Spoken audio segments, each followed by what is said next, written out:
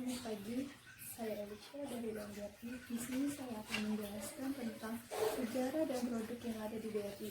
Ini ada beberapa contoh tabungan yang ada di BRI. Yang pertama tabungan haji, yang kedua tabungan Junio, yang ketiga tabungan Britama Bisnis, yang keempat tabungan Simpedes, yang kelima tabungan Britama. Pengertian BRI. BRI merupakan salah satu bank di Indonesia yang memiliki cabang terbanyak dan terbesar di penjuru daerah Indonesia dan mempunyai anak perusahaan memiliki segudang produk yang ditargetkan untuk nasabah, yaitu yang pertama individu, yang kedua korporasi, yang ketiga UMKM.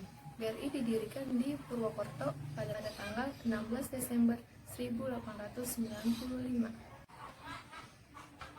Di sini saya akan menjelaskan 3 produk yang ada di BRI.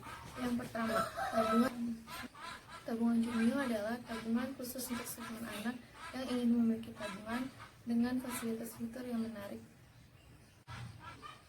Untuk nasabah umur kurang 17 tahun, yang pertama, orang tua memiliki rekening tabungan Britama atau Simpedes.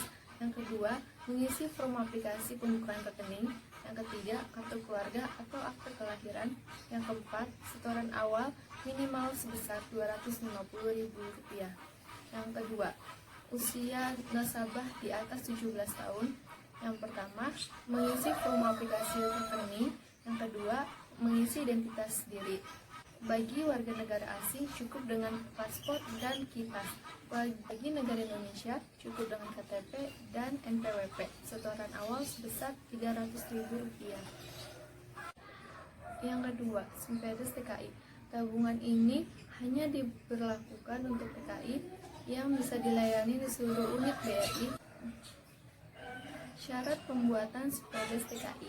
Yang pertama, bagi negara Indonesia cukup dengan KTP dan NPWP serta usia lebih dari 17 tahun dan setoran awal Rp10.000. Yang ketiga, tabungan Britama Falas.